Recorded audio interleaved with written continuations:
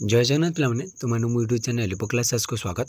आज वीडियो पे देखिए कि दलित वर्ग नेता भाव आंबेडकर प्रतिनिधित्व तो से गोटे जनकर माने कौन से गोटे संप्रदायर बा गोटे जातिर तो से गोटे दलित वर्ग नेता भाव केमती से प्रतिनिधित्व कर तो सहीटा आज आम देखिए पे तो सेमती आम जदि इतिहास देखिए तो सेमती किए गोटे जाति प्रति कि गोटे निज जाति को माने ऊपर को केमती आनिबा से केमती प्रतिनिधित्व कर तो आम किसी भल से देखने तो केमी देख पे आंबेडकर गोटे समाज गोटे सब गोटे अछुआ जाति अस्पृश्य जाति जी कहते माने समाज जहाँ कही था तो ताकू केमती से प्रतिनिधित्व कर विषय जाना तो देख पे आंबेडकर दलित वर्गर जड़े स्वाभाविक नेता थे। तो आंबेडकर थे दलित वर्गर बा नीच जाति की जी देखुला समाज तांकर थे नेता। सामाजिक उच्च वर्गर लोक मान द्वारा दलित मान अन्याय अत्याचार तथा से दुर्दशा से निज आखिरे देखी से वर्गर होजे मधु से सब शिकार हो व्यक्तिगत तिक्त अनुभूति अर्जन करते। ये गोटे पिला मैंने कही रखा चाहूँगी तो देख समस्ते अलग अलग जातिर अच्छा माने जदि वर्तमान कथा देखा तो निज जाति प्रति जदि किए किसी कला ना समस्ते गोटे बाधा सृष्टि होता है पे तो से प्रति तो दलित मान प्रति जो अन्याय अत्याचार हो समाज तो ताकू केमती दूर करवा ता सहित से निजे मत से जो कष्टा पाई जो से निजे गोटे से वर्ग रही से व्यक्तिगत से कष्टा कौन भोग कर तो से केमिति यही कष्टा केमती अन्य मन न पातु से प्रति से बहुत माने कौन से बहुत कष्ट करते केमती आपको एड़ाइबा अन्य अत्याचार केमती न सहवा है से जानी जे है एक पुराना समस्या जानते गोटे पुराना समस्या को मारे मैंने गोटे बहुत बड़ पुराना रोग ये पुराना रोग मारे बहुत समय लगे बुझल ना पे से कौन कह चाहते ना से समाज में चाहते जमी समस्त सामान हवा तो दलित कि उच्च वर्ग सेमती किसी न रहा समस्त आम सामान समस्ते भाई भाई राजनैतिक संग्राम माध्यम यार वास्तव और चिरस्थायी समाधान करने को से मनस्थ कले तो गोटे संग्राम करमी इंग्रेज मान को तड़ियापी जमी गोटे आम संग्राम कर आंदोलन कर जो अछुआ छुआ भेदभाव अच्छी केमती दूरीकरण करवा गोटे आम गोटे कौन गोटे संग्राम करने पड़ो। मॉन्टफोर्ड संस्कार आधार साधारण निर्वाचन में मतदान अधिकार संपर्क में लॉर्ड साउथबरों अधीन में गठित कमिटी आगे साक्ष्यदान कर दलित वर्ग निमंते स्वतंत्र निर्वाचन मंडली और जनसंख्या अनुपात से आसन संरक्षण निमंते से दाबी कले तो गोटे स्वतंत्र निर्वाचन मंडली गोटे गोटे जनसंख्या अनुपात से गोटे आसन संरक्षण केमती कर तो से दाबी कले से मतलब दाबी करते जो अस्पृश्य मैंने केवल से ही वर्ग लोक मान भोट द्वारा निर्वाचन मंडली दाबी प्रत्याख्यान करते मात्र से निमंते मनोनयन व्यवस्था अनुमोदन करते से कौन दाबी करते ना से अस्पृश्य मैंने केवल से ही वर्ग लोक मान भोट द्वारा निर्वाचक मंडली प्रत्याख्यान करते किंतु से निमंते मनोनयन व्यवस्था अनुमोदन करते।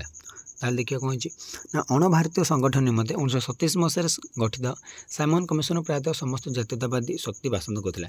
तो जो आम साइमन कमिशन प्राय समस्त जातीयतावादी जो शक्ति रही समस्त बासंद करते मात्र 1928 मसीह अगस्ट 3 तारिख में बॉम्बे प्रादेशिक समिति को निर्वाचन हो आंबेडकर ता सहयोग करते। तो से बॉम्बे प्रादेशिक समिति को किए निर्वाचित हेले आंबेडकर और से सहयोग करते निज निज व्यवस्थापिका परिषद द्वारा निर्वाचित होता प्रादेशिक कमिटी गुड़ी को साइमन कमिशन सहित काम करने कहुला। तो निज निज व्यवस्थापिका नहीं जी निर्वाचन हो तो से कौन ना साइमन कमिशन सहित कौन काम करने कहुला।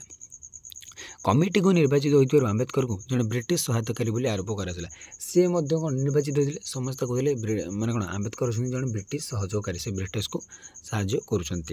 तो बॉम्बे आईन महाविद्यालय छात्र मैंने श्रेणी वर्जन कले तो श्रेणी से वर्जन करते आंबेडकर दाबी करते हिंदू मान तुलन में दलित वर्ग को पृथक और स्वाधीन संप्रदाय रूप विवेचना करा उचित कारण से दुहीं मध्य कौन संपर्क ना से आंबेडकर कौन दाबी करते ना हिंदू मान तुलन में दलित वर्ग को एक पृथक और स्वाधीन संप्रदाय रूप विवेचना कर गोटे स्वाधीन और गोटे स्वतंत्र गोटे माने पृथक माने अलग गोटे स्वाधीन है गोटे से माने जमी निजे इंडिपेंडेंट होंगे से गोटे अलग संप्रदाय रूप विवेचना होंगे। तो से दाबी करते जेहेतु दाबी गुड़ी गुरुत्व है तेणु से कमिटी विवरणी स्वाक्षर कले से दाबी गुड़ी पूरण है से कमिटर जो स्वाक्षर रही है स्वाक्षर कले ना। सर्वदलीय सम्मेलन द्वारा 1928 मसीह नियुक्त नेहरू कमिटी पृथक निर्वाचन मंडली आसन संरक्षण मनोनयन को विरोध कर कहते समुदाय व्यवस्थाटी समाज उच्च जाति नेतृत्व ब्राह्मण शासन सुरक्षित करने निमंते अभिप्रेत। तो माने कौन ନେହେରୁ କ'ଣ କଲେ ନା ମନୋନୟନକୁ ସେ ବିରୋଧ କରି କହିଲେ ଯେ ସମୁଦାୟ ବ୍ୟବସ୍ଥା ଯେଉଁ ଟୋଟାଲ ବ୍ୟବସ୍ଥାଟା ରହିଛି ସେଇଟା ସମାଜର ଉଚ୍ଚ ଜାତିର ନେତୃତ୍ୱ ଏବଂ ବ୍ରାହ୍ମଣମାନଙ୍କୁ ସୁରକ୍ଷିତ କରିବା ନିମନ୍ତେ ସେଇଟା ଅଭିପ୍ରେତ ହୋଇଛି। ତ ବ୍ରିଟିଶ ସରକାରଙ୍କ ଦ୍ୱାରା ଆଦୃତ ପ୍ରଥମ ଗୋଲଟେବୁଲ ଲଣ୍ଡନରେ 1930 ମସିହା ନଭେମ୍ବର 30 ତାରିଖରେ ଅନୁଷ୍ଠିତ ହେଲା। ତ ଯେଉଁ ବ୍ରିଟିଶ ସରକାର ଯେଉଁ ପ୍ରଥମ ଗୋଲଟେବୁଲ ବୈଠକ କରିଥିଲେ ସେଇଟା କେବେ ନା ପିଲାମାନେ ଯେଉଁ ଲଣ୍ଡନରେ ଆମର ସେଇଟା 1930 ମସିହା ନଭେମ୍ବର ମାସ 30 ତାରିଖରେ ଅନୁଷ୍ଠିତ ହେଲା। ସମୁଦାୟ 99 ସଦସ୍ୟଙ୍କ ମଧ୍ୟରୁ କେବଳ ଆମ୍ବେଦକର ଓ ରାଓ ବାହାଦୁର ଶ୍ରୀନିବାସ ଦଳିତ ବର୍ଗମାନଙ୍କର ପ୍ରତିନିଧିତ୍ୱ କଲେ। ତ ଦଳିତମାନଙ୍କର ପ୍ରତିନିଧିତ୍ୱ କିଏ ଥିଲେ? 99 ଜଣ ଯାଇଥିଲେ, କିନ୍ତୁ ଆମ୍ବେଦକର ଏବଂ ରାଓ ବାହାଦୁର ଶ୍ରୀନିବାସ ଦଳିତମାନଙ୍କର ପ୍ରତିନିଧିତ୍ୱ କରିଥିଲେ। ଏହା ଉଲ୍ଲେଖଯୋଗ୍ୟ ଯେ ବୈଠକ ଅନୁସୂଚିତ ବର୍ଗମାନଙ୍କ ସ୍ୱାଧୀନ ସ୍ଥିତିକୁ ସେ ସ୍ୱୀକାର କରିଥିଲା। ଆମ୍ବେଦକର ସୂଚାଇଥିଲେ ଯେ 150 ବର୍ଷର ବ୍ରିଟିଶ ଶାସନରେ ଅସ୍ପୃଶ୍ୟମାନଙ୍କ ପ୍ରତି ହୋଇଥିବା ଭୁଲକୁ ଠିକ୍ କରାଯାଇନଥିଲା ଏବଂ ଏ କ୍ଷେତ୍ରରେ ବ୍ରିଟିଶ ସରକାର ମଧ୍ୟ କିଛି କରିନଥିଲେ। ତ ସେ ଯେଉଁ ଅସ୍ପୃଶ୍ୟମାନଙ୍କ ପାଇଁ ଆମର ଯେଉଁ ଅନ୍ୟାୟ ଅତ୍ୟାଚାର ହୋଇଛି, ଯେତେ ସବୁ ଭୁଲ କରାଯାଇଛି ତାକୁ ଠିକ୍ କରିବା ପାଇଁ କେବେ ମଧ୍ୟ ବ୍ରିଟିଶ ସରକାର ଚାହିଁନାହିଁ ବା ସେଥିପାଇଁ ବ୍ରିଟିଶ ସରକାର କିଛି ମଧ୍ୟ କରିନାହିଁ। ସେ ସାଧାରଣ ନାଗରିକତ୍ୱ, ସାଧାରଣ ଅଧିକାରର ମୁକ୍ତ ବ୍ୟବହାର ଏବଂ ବ୍ୟବସ୍ଥାପିକା, ସରକାର ଚାକିରି ଏବଂ କ୍ୟାବିନେଟ୍ରେ ଦଳିତମାନଙ୍କର ଯଥେଷ୍ଟ ପ୍ରତିନିଧିତ୍ୱ ଦାବି କରିଥିଲେ। ସେ କ'ଣ କରୁଥିଲେ ନା ପିଲାମାନେ ସାଧାରଣ ନାଗରିକତ୍ୱ, ସାଧାରଣ ଅଧିକାର ମୁକ୍ତ ବ୍ୟବହାର, ସେ ସାଧାରଣ ନାଗରିକତ୍ୱ, ସାଧାରଣ ଅଧିକାର ମୁକ୍ତ ବ୍ୟବହାର ଏବଂ ବ୍ୟବସ୍ଥାପିକା, ସରକାର ଚାକିରି, କ୍ୟାବିନେଟ୍ରେ ଯେଉଁ ଦଳିତମାନଙ୍କର ଯେଉଁ ଗୁରୁତ୍ୱ ରହିଛି ସେଥିପାଇଁ ବା ଯେଉଁ ପ୍ରତିନିଧିତ୍ୱ ରହିଛି ସେଥିପାଇଁ ସେ ଦାବି କରିଥିଲେ। ବୈଠକ ଦ୍ୱାରା ନିଯୁକ୍ତ 9ଟି ଉପସମିତି ମଧ୍ୟରୁ ଆମ୍ବେଦକର ସଂଖ୍ୟାଲଘୁ ଉପସମିତି, ପ୍ରାଦେଶିକ ସମ୍ବିଧାନ ଉପସମିତି ଓ ସେବା ଉପସମିତିରେ କାର୍ଯ୍ୟ କରିଥିଲେ। ଯେଉଁ ଆମର ବୈଠକ ଦ୍ୱାରା ଯେଉଁ 9ଟି ଉପସମିତି ଗଠନ କରାଯାଇଥିଲା ସେ ମଧ୍ୟରୁ ସଂଖ୍ୟାଲଘୁ ଉପସମିତି, ପ୍ରାଦେଶିକ ସମ୍ବିଧାନ ଉପସମିତି ଏବଂ ସେବା ଉପସମିତିରେ ସେ କାର୍ଯ୍ୟ କରିଥିଲେ। 1931 ମସିହାରେ ସେପ୍ଟେମ୍ବର 7 ତାରିଖରେ ଲଣ୍ଡନଠାରେ ଅନୁଷ୍ଠିତ ଦ୍ୱିତୀୟ ଗୋଲଟେବୁଲ ବୈଠକରେ ଆମ୍ବେଦକର ଦାବି କରିଥିଲେ ଯେ ସବୁ ସମ୍ପ୍ରଦାୟ ନିଜ ନିଜ ଅନୁପାତରେ କ୍ଷମତା ଉପଭୋଗ କରିବା ଉଚିତ। ଯେତେବେଳେ ଆଉ ଦ୍ୱିତୀୟ ଗୋଲଟେବୁଲ ବସିଲା 1931 ମସିହା ସେପ୍ଟେମ୍ବର 7 ତାରିଖରେ, ସେତେବେଳେ ଆମ୍ବେଦକର କ'ଣ କଲେ ନା ପ୍ରତ୍ୟେକ ସମ୍ପ୍ରଦାୟ ନିଜ ନିଜ ଅନୁପାତରେ ଗୋଟେ କ୍ଷମତା ଉପଭୋଗ କରିବା ଉଚିତ। ସେ ମଧ୍ୟ ଦଳିତ ବର୍ଗ ନିମନ୍ତେ ସ୍ୱତନ୍ତ୍ର ପ୍ରତିନିଧିତ୍ୱ ଓ ପ୍ରଥମ ନିର୍ବାଚନ ମଣ୍ଡଳୀ ଦାବି କରି ସଂଖ୍ୟାଲଘୁ ସମିତିକୁ ଏକ ଅତିରିକ୍ତ ସ୍ମାରକ ପତ୍ର ପ୍ରଦାନ କରିଥିଲେ। ତ ଯେଉଁ ସଂଖ୍ୟାଲଘୁ ସମିତି ରହିଛି ତାକୁ ଗୋଟେ ଅତିରିକ୍ତ ସ୍ମାରକ ପତ୍ର ସେ ପ୍ରଦାନ କରିଥିଲେ। ସେ 1932 ମସିହାରେ ଲଣ୍ଡନରେ ଅନୁଷ୍ଠିତ ତୃତୀୟ ଗୋଲଟେବୁଲ ବୈଠକରେ ଯୋଗ ଦେଇ ସେ ଦଳିତ ବର୍ଗଙ୍କ ପଦମର୍ଯ୍ୟାଦା ଓ ସ୍ୱତନ୍ତ୍ର ସୁବିଧା ପାଇଁ ସଂଗ୍ରାମ କରିଥିଲେ। ତ ସେ କ'ଣ ଥିଲେ ନା ପିଲାମାନେ ତୃତୀୟ ଗୋଲଟେବୁଲ ବୈଠକରେ ଆଉଥରେ ଯୋଗ ଦେଲେ ଏବଂ ତାଙ୍କର ବର୍ଗ ପାଇଁ ପଦମର୍ଯ୍ୟାଦା ଆଉ କିଛି ସ୍ୱତନ୍ତ୍ର ସୁବିଧା ପାଇଁ ସେ ସଂଗ୍ରାମ କଲେ। ସେଭଳି ଚାଲିଲା ପିଲାମାନେ। 1932 ମସିହା ଅଗଷ୍ଟ 17 ତାରିଖରେ ବ୍ରିଟିଶ ପ୍ରଧାନମନ୍ତ୍ରୀ ରାମସେ ମାକ୍ଡୋନାଲ୍ଡ ସାମ୍ପ୍ରଦାୟିକ ଅଧିନିନ୍ୟ ନାମରେ ପରିଚିତ ସଂଖ୍ୟାଲଘୁ ପ୍ରତିନିଧିତ୍ୱ ଯୋଜନା ଘୋଷଣା କଲେ। କ'ଣ ନା ସାମ୍ପ୍ରଦାୟିକ ଅଧିନିନ୍ୟ ବୋଲି ଗୋଟେ ସଂଖ୍ୟାଲଘୁ ପ୍ରତିନିଧିତ୍ୱ ଯୋଜନା ସେ ଘୋଷଣା କଲେ। ବ୍ରିଟିଶର ଯେ ପ୍ରଧାନମନ୍ତ୍ରୀ ଥିଲେ ରାମସେ ମାକ୍ଡୋନାଲ୍ଡ ଆମ୍ବେଦକରଙ୍କୁ ଯଥେଷ୍ଟ ସନ୍ତୋଷ ପ୍ରଦାନ କରିଥିବା ଅଧିନିନ୍ୟ ଅସ୍ପୃଶ୍ୟମାନଙ୍କୁ ଦ୍ୱିସ୍ତରୀୟ ଲାଭ ପ୍ରଦାନ କରିଥିଲା। ଗୋଟେ ଥିଲା ଅସ୍ପୃଶ୍ୟମାନଙ୍କୁ ଏକ ପୃଥକ ନିର୍ବାଚନ ମଣ୍ଡଳୀ ଦ୍ୱାରା ନିର୍ବାଚିତ ହେବା ନିର୍ଦ୍ଧାରିତ ସର୍ବନିମ୍ନ ଆସନ ସଂଖ୍ୟା, ଆଉ ଦ୍ୱିତୀୟଟି ହେଲା ଗୋଟିଏ ପୃଥକ ନିର୍ବାଚନ ମଣ୍ଡଳୀ ଓ ଅନ୍ୟଟି ସାଧାରଣ ନିର୍ବାଚକ ମଣ୍ଡଳୀ ବ୍ୟବହାର ହେଉଥିବା 2ଟି ଭୋଟ। ତ ଗୋଟେ ପୃଥକ ନିର୍ବାଚନ ମଣ୍ଡଳୀ ପାଇଁ ଆଉ ଗୋଟେ ଅନ୍ୟଟି ସାଧାରଣ ନିର୍ବାଚନ ମଣ୍ଡଳୀ ପାଇଁ 2ଟା ଭୋଟ ଦେବାର ସେମାନଙ୍କର ଅଧିକାର ଥିଲା। ଏହି ଅଧିନିନ୍ୟ ବିରୁଦ୍ଧରେ ମହାତ୍ମା ଗାନ୍ଧୀ ଏହାର ଭଡ଼ା କେନ୍ଦ୍ର ଜେଲରେ ଅନ୍ୱେଷଣ ଆରମ୍ଭ କଲେ। ତ ଏହି ଅଧିନିନ୍ୟ ବିରୁଦ୍ଧରେ ଗାନ୍ଧୀଜୀ କ'ଣ କଲେ ନା ସେ ଜେଲରେ ଅନ୍ୱେଷଣ ଆରମ୍ଭ କରିଦେଲେ। ଉଭୟ ଗାନ୍ଧୀ ଓ ଆମ୍ବେଦକର ନିଜ ନିଜ ଜିଦ୍ରେ ଦୃଢ଼ ଅବିଚଳିତ ରହିଲେ। ତ ନିଜ ଯାକର ମାନେ ପୁରା ଜିଦ୍ରେ ଅଟଳ ରହିଲେ। ଗାନ୍ଧୀଜୀଙ୍କ ଜୀବନ ଓ ଜାତୀୟ ସ୍ୱାର୍ଥ ଦୃଷ୍ଟିରୁ ସାଲିସ କରି ଆମ୍ବେଦକର ଦଳିତ ବର୍ଗଙ୍କ ତରଫରୁ 1932 ମସିହା ସେପ୍ଟେମ୍ବର 24 ତାରିଖରେ ଐତିହାସିକ ପୁନା ଚୁକ୍ତିରେ ସେ ସ୍ୱାକ୍ଷର କଲେ। କ'ଣ କେବେ ନା 1932 ମସିହା ସେପ୍ଟେମ୍ବର 24 ତାରିଖରେ ସେ ପୁନା ଚୁକ୍ତିରେ ସ୍ୱାକ୍ଷର କଲେ। ତ ଏହି ଚୁକ୍ତି ବଳରେ ସାମ୍ପ୍ରଦାୟିକ ଅଧିନିନ୍ୟ ବାତିଲ ହେଲା। ପୃଥକ ନିର୍ବାଚନ ମଣ୍ଡଳୀ ପରିବର୍ତ୍ତେ ମିଳିତ ନିର୍ବାଚନ ମଣ୍ଡଳୀ ରହିଲା ଏବଂ ଦଳିତ ବର୍ଗ ନିମନ୍ତେ ନିର୍ଦ୍ଦିଷ୍ଟ ସଂଖ୍ୟକ ଆସନ ଅନୁଷ୍ଠିତ ହେଲା। ସେ ଯେଉଁ ମାନେ 2ଟି ନିର୍ବାଚନ ଥିଲା ଅଲଗା ଅଲଗା, କିନ୍ତୁ ଗୋଟିଏ ରହିଲା ମିଳିତ ନିର୍ବାଚନ ମଣ୍ଡଳୀ ଏବଂ ନିର୍ଦ୍ଦିଷ୍ଟ ସଂଖ୍ୟକ ଆସନ ଅନୁଷ୍ଠିତ ହେଲା। ବିଏସ୍ ଶେଖାୱତଙ୍କ ଭାଷାରେ ବାସ୍ତବରେ ଏହି ଚୁକ୍ତି ଥିଲା ଏକ ଜଳ ବିଭାଜିକା, କାରଣ ପ୍ରଥମ ଥର ପାଇଁ ଦଳିତ ବର୍ଗ ନିମନ୍ତେ ଏକ ସ୍ୱତନ୍ତ୍ର ରାଜନୈତିକ ଚରିତ୍ର ରୂପରେଖ ପରିସ୍ଫୁଟ ହେଲା ଏବଂ ଉଚ୍ଚଶିକ୍ଷା ଓ ସରକାରୀ ଚାକିରି ଆସନରେ ପ୍ରବେଶ ନିମନ୍ତେ ଏକ ଅସ୍ପଷ୍ଟ ଆନୁଷ୍ଠାନିକ ଯନ୍ତ୍ର ବିନ୍ୟାସ ମାନ ହେଲା। ତ ଏଇଟା ଗୋଟେ ଥିଲା କ'ଣ ଆମର ଗୋଟେ ଜଳ ବିଭାଜିକା ଭଳିଆ ଥିଲା। ଏଇଟା ପ୍ରଥମ କରି କେମିତି ଆମର ଗୋଟେ ସ୍ୱତନ୍ତ୍ର ରାଜନୈତିକ ଚରିତ୍ର ସେଠାରେ ଗୋଟେ ରୂପରେଖ ପରିସ୍ଫୁଟ ହେଲା ଏବଂ ସେ ଗୋଟେ ଉଚ୍ଚଶିକ୍ଷା ଓ ସରକାରୀ ଚାକିରିରେ ପ୍ରବେଶ ନିମନ୍ତେ ଗୋଟେ ଆନୁଷ୍ଠାନିକ ଯନ୍ତ୍ର ବିନ୍ୟାସ ବିଦ୍ୟମାନ ହେଲା। ତାପରେ ଦେଖ ପିଲାମାନେ 1935 ମସିହାରେ ଭାରତ ଶାସନ ଆଇନ ଅନୁସାରେ 1932 ମସିହାରେ ହେବାକୁ ଥିବା ସାଧାରଣ ନିର୍ବାଚନରେ ଅଂଶଗ୍ରହଣ କରିବା ନିମନ୍ତେ ଆମ୍ବେଦକର 1936 ମସିହାରେ ସ୍ୱାଧୀନ ଶ୍ରମିକ ଦଳ ଗଠନ କଲେ। ଆମ୍ବେଦକର କ'ଣ ଗଠନ କଲେ ନା ସ୍ୱାଧୀନ ଶ୍ରମିକ ଦଳ ବମ୍ବେ ପ୍ରଦେଶରେ ନିର୍ବାଚନ ଲଢ଼ିଲା ଏବଂ ପ୍ରଦେଶର ଅନୁସୂଚିତ ବର୍ଗ ନିମନ୍ତେ 15ଟି ଆସନ ମଧ୍ୟରୁ 13ଟି ଆସନ ଦାଖଲ କଲା। ତ 15ଟି ଆସନ ମଧ୍ୟରୁ ସେ 13ଟି ଆସନ ଦାଖଲ କରିଦେଲା। ସାହାର ମାନଙ୍କ ତରଫରୁ ଦଳ ପ୍ରତି ମୁଖ୍ୟ ସମର୍ଥନ ମିଳିଲା। ସାହାରା ମାନଙ୍କ ତରଫରୁ ସେ ଦଳକୁ ସମର୍ଥନ ମିଳୁଥିଲା। ଦଳ ବମ୍ବେ ବ୍ୟବସ୍ଥାପିକା ପରିଷଦରେ ବିରୋଧୀ ଆସନରେ ବସିଲେ ଏବଂ ପ୍ରଜାସତ୍ତ୍ୱ ହରତାଳ ନିରୋଧୀ ବିଧେୟକ, ଖୋଟି ବିଧେୟକ, ୱାର୍ଦ୍ଧା ଶିକ୍ଷା ଯୋଜନା ଇତ୍ୟାଦିରେ କଂଗ୍ରେସ ସରକାରକୁ ସେ ତୀବ୍ର ସମାଲୋଚନା କରିଥିଲା ତାଙ୍କ ଦଳ। ତ ଆମ୍ବେଦକର ଶିଳ୍ପ ବିବାଦ ବିଧେୟକକୁ ବିରୋଧ କରି ତାହାକୁ ମନ୍ଦ, ରକ୍ତପିପାସୁ ଓ ନିଷ୍ଠୁର ବୋଲି ବିବାହିତ କରିଥିଲେ। ନା ଆମ୍ବେଦକର ଯେଉଁ ଶିଳ୍ପ ବିବାଦ ରହିଛି ସେ ବିଧେୟକଟାକୁ ସେ ବିରୋଧ କଲେ ଏବଂ କହିଲେ କି ଏଇଟା ହେଉଛି ମନ୍ଦ, ରକ୍ତପିପାସୁ, ନିଷ୍ଠୁର, ବ୍ୟାଡ୍, ବ୍ଲଡ୍ ଆଣ୍ଡ ବ୍ରୁଟାଲ୍।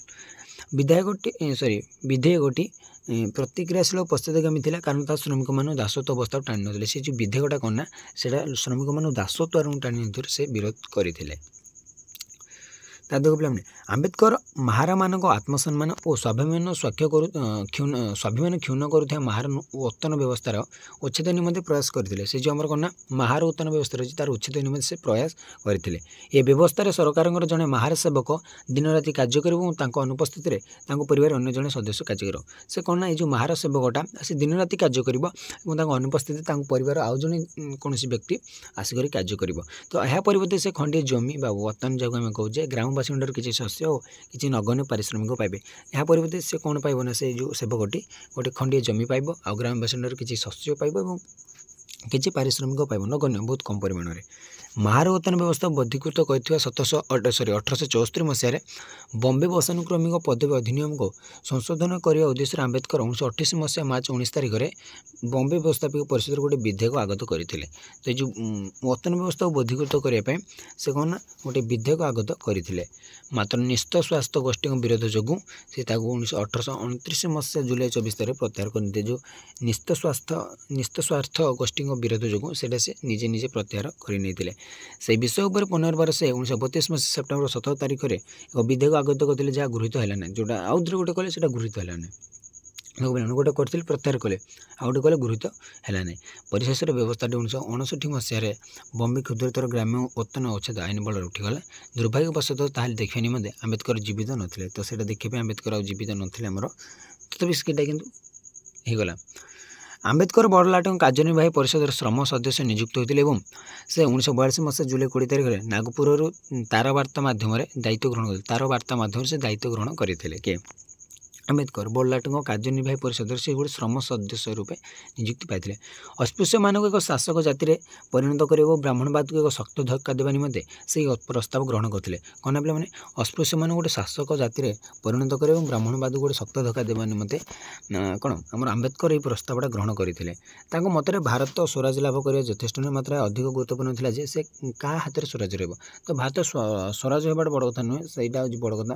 ଏ ଯେଉଁ ସ୍ୱରାଜ ହେଲା ପରେ ଭାରତଟା କାହା ହାତରେ ରହିବ ସେଇଟା ହେଉଛି ବଡ଼ କଥା ବୋଲି କିଏ କହିଥିଲେ? ଆମ୍ବେଦକର।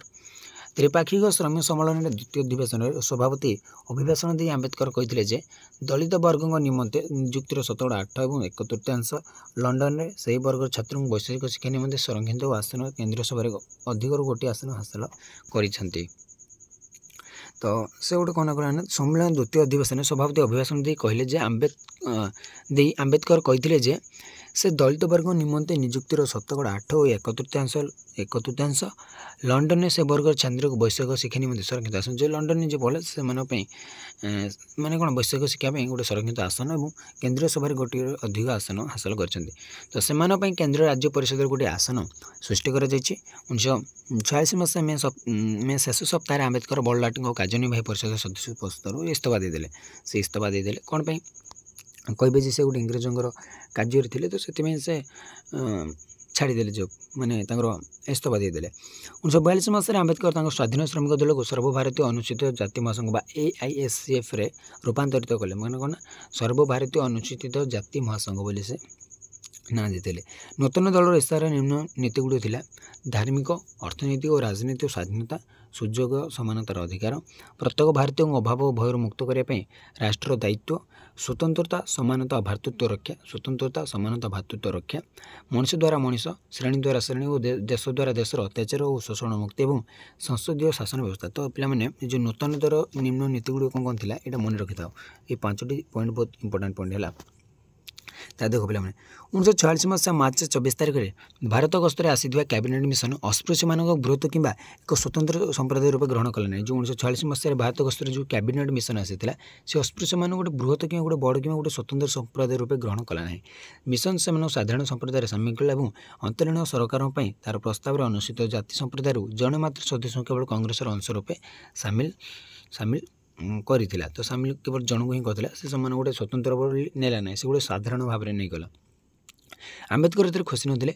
ଅସ୍ପୃଶ୍ୟମାନଙ୍କୁ ଏକ ସଂଖ୍ୟାଲଘୁ ସମ୍ପ୍ରଦାୟ ରୂପେ ବିବେଚନା କରିବା ଏବଂ ଆଗାମୀ ସମ୍ବିଧାନରେ ସେମାନଙ୍କୁ ପର୍ଯ୍ୟାପ୍ତ ବାସ୍ତବ ସୁରକ୍ଷା ପ୍ରଦାନର ପ୍ରତିଶ୍ରୁତି ନିମନ୍ତେ ସେ ସରକାରଙ୍କ ଉପରେ ଚାପ ପକାଇଲେ। ସେ କହିଲେ ଯେ ଅସ୍ପୃଶ୍ୟମାନଙ୍କୁ ଗୋଟେ ସଂଖ୍ୟାଲଘୁ ସମ୍ପ୍ରଦାୟ ରୂପେ ତାକୁ ବିବେଚନା କରାଯାଉ ଏବଂ ତାଙ୍କୁ ଗୋଟେ ଆଗାମୀ ସମ୍ବିଧାନରେ ଗୋଟେ ସେମାନଙ୍କୁ ପର୍ଯ୍ୟାପ୍ତ ଏବଂ ବାସ୍ତବ ସୁରକ୍ଷା ପ୍ରଦାନ କରାଯାଉ।